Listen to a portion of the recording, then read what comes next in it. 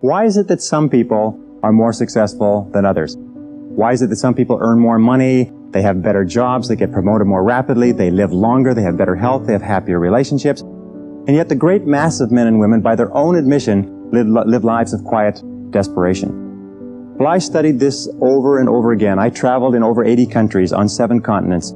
I have learned and spoken 3-4 different languages. I have spent over 30,000 hours studying, and I've come to a very simple conclusion, that successful people are those who do things differently from unsuccessful people. I've also come to another conclusion, is that you or anybody can be far more successful at life or at anything that you want if you will simply learn how and practice it over and over again until it becomes a habit. Now, no matter what field you're in, no matter what field of endeavor, no matter what work, no matter what activity, there is one thing that all successful people have in common, is that they are good time managers. And the reason they are good time managers is because they recognize that time management is life management. It is personal management. I have never seen an example in the hundreds, thousands of biographies and autobiographies I've studied of successful men and women where the individual has not been well organized and efficient and valued and used their times well. Successful people, winners, use their time well. Losers do not. The key to time management is self-discipline. Probably the best way to put it is this, is time management is self-discipline in action, and self-discipline is the key to success. The most important of all, the core of time management, the axle around which the wheel of life turns, is goals. What are your goals? What is it that you want to be or to have or to do? What is it that you want to accomplish in the next 1, 2, 3, 4, 5 years? The top 3% in every field have goals. The balance of the population have either very vague goals or no goals at all. So the question you have to ask yourself is, who am I? Where am I going? What do I want to accomplish? And there are 3 major areas of goals that you have to think about. The first is your personal and your family goals. These are the reasons why you're alive.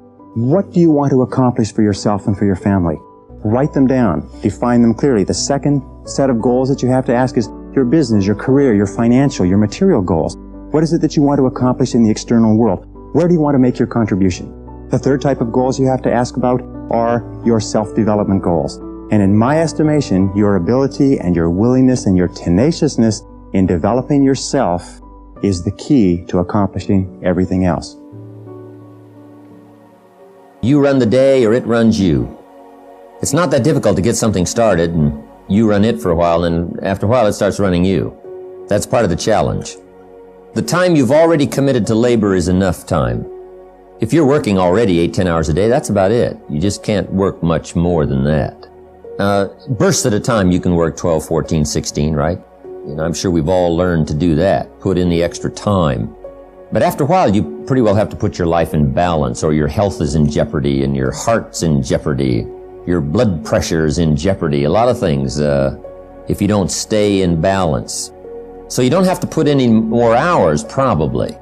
All you have to do is just make better use of the hours. A cliche we've all heard. It's not the hours you put in, it's what you put in the hours that counts. Now also you need a written set of goals, time management essential, and a constant review of your goals, because that's how you determine how to use your time, whatever priorities you're going for. Then you need a plan to achieve your goals. Another key is learning to separate majors from minors. That's high on the list. Making sure you don't spend major time on minor things. This is why you need to think on paper, put your game plan on paper to make sure you're not spending major time on minor things. Little phrase I have says, don't mistake movement for achievement. It's not that difficult to get busy. What you have to do is check to see what you're busy on, because it's easy to haul out the trash and fix the screen door, get the car washed, take the kids to school. I mean, it's easy to stay busy, right? The key is on what?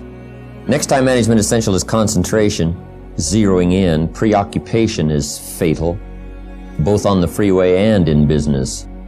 You got to keep your mind concentrated. I have a little rule that says, don't start the business day till you get to the office. I used to start my business day in the shower or at the breakfast table, and it just messed up a lot of things. I'm sitting at the breakfast table, guess where my mind is? At the office. I even got mixed up going to the beach and, trying to do some relaxing time. But sure enough, when I'm in the office, I'm thinking about the beach. And when I'm on the beach, I'm saying I should be at the office. Now see, that's mixed up. Wherever you are, be there. If you're at the breakfast table, be there. When you're having a conversation with somebody, be there. When you're on your way to work, be there. Enjoy the ride. Take a look around you. What's going on? Study human nature. What's happening? Be there. The next time management essential is when you work, work. When you play, play. That one I learned the hard way. See, if you're going to put in a day, just put in the whole day. And if you're going to take some time off, take it all off. Right? Take the whole day off. If you're going to work a day, work a good, long, hard day. If you're going to play, play, play all day. Either work all day or play all day. Because guess what? If you're gonna knock off at 3 and go play, guess what you're thinking about all morning, right? Knocking off at 3 o'clock. I mean, it just, it's one of those things. It's hard to zero in, on something and make it productive if you're making plans to do something else. I have a builder friend of mine up in San Jose. His name is Peter Paulson. Peter's got it down pat. Peter works a week and takes off a week. That's the way he's got it arranged. He's a builder. Now, it's kind of clever, though. See, he works 5 days, takes off 9. That's a little... He says work a week, take off a week, yeah, but it's really 5 and 9. Because it's 5, and then it's a weekend, and 5 days, and another weekend, right? So, but what Peter does, the 5 days he puts in, he works, 14, 16 hours, almost around the clock, keeps 2 or 3 secretaries going, gives all the orders, the accountants, the superintendents, the builders, the whole thing, gets it all arranged, and works around the clock for 5 days and then takes off. Now, you might not have the luxury of being able to do it that way, but just work on this. When you work, work. When you play, play. The last one here is be more alert. Part of the alertness is not only what's going on, but also be alert to looking at all your present procedures. You may have some old outdated procedures, stuff you've been doing for 5 years, and it's taken 10 hours instead of 1. Right? You could put it on a computer or something. You could just, go through, because it's easy to just accumulate a lot of wasted time, wasted motion by not, updating all of your stuff. Calculators. They got the neat, easy stuff, right? Just go through and make sure you're not bogged down with some old, antiquated stuff that's wasting a lot of time. And then be more alert. Take a look at what's going around you. Say, hey, I've been going from here to there and it's taking too much time. In sales management, we teach, don't go across town until you've gone across the street. Have they heard your story across the street? Guys, I got this hot prospect 40 miles away. It just probably isn't worth the time. It's too far. The span of distance is too long. Just shorten up the span. So be alert as to those kind of time wasters. For people that feel like they're wasting their time, they're not getting the results they want, what is one thing that they could be doing right now that would turn things around for them? I think one of the things is the way that we approach time. This is something that almost no one talks about anymore. So I feel like you may be behind. You may actually be behind your destiny right now. Like maybe you're not on pace. In fact, I think most people watching this, listening, will say, I am behind on achieving my destiny. I'm not exactly sure what it is, but I feel like it's slipping. I feel like I'm behind. So you better figure out time differently. And you can bend and manipulate time to your advantage. The most stupid, antiquated, ridiculous concept on planet Earth today very, very well may be that a day is 24 hours. It's so stupid. It's the dumbest thing ever. 24-hour days were contrived when there were no cars.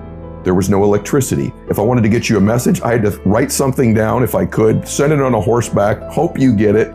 That's insane. Never mind the internet. So what used to take hours, days, weeks, months, years to do can be done now in a millisecond in the internet or on our smartphones. Yet we measure the time the same way that guy did? That's bananas. That is so stupid. Yet everybody does it. And so I, about 25 years ago, went, I'm not the most talented. I'm not the smartest. And I'm really not. And you've had guests on your show with IQs maybe 100 points higher than mine. This is the truth. I know a couple of them. I had them on my show. How in the world? I don't come from, a whole track record of success, right? I don't have the perfect upbringing. How in the world am I going to win? I got to do things other people aren't willing to do, which I'm doing. That's the one mores. And I got to fix the way I look at time. What would I need to believe about time? What would I need to believe? What would the question be? And so my days now are from 6 a.m. to noon. That's a day. It's 6 hours. And in that day, some days you just chill. But in that day, I'm going to get the amount of productivity, faith, working out, fitness, money, business, you name it, in that day. We've all had a morning where we go, I got more done this morning than I have in weeks. Well, why can't you do that every morning? So I measure time. I've compressed and condensed time. I've bent it. My day is 6 a.m. to noon, and I'm not crazy. You're crazy for thinking it takes 24 hours, just like some dude in a cave did 300 years ago. That's bananas that you still think that way, and it's unfair that people have taught you this. My second day starts at noon and goes till 6 p.m. That's day 2. But what the cool thing is, at the end of day 1, this clock goes off about noon every day, bro, and goes, what did I just get done? What didn't I do? What do I need to be accountable for? What do I need to double my efforts? Just like you do at the end of most days, right? And then the next day is 6 p.m. to midnight. And some of those are just fun days. Sundays I chill, right? But some days they're really super productive. What I've done now is I have changed and manipulated time. I now get 21 days a week. Stack that up over a month, I'm gonna kick your butt. Stack it up over a year, you're toast. Stack it up over 5 years, my entire life is different than it would have been otherwise. And if you do this for about 90 of your traditional days that you think are, you will come back to me and go, that profoundly impacted my life. And here's the other thing that happens. The world responds to you differently when you value your time like that.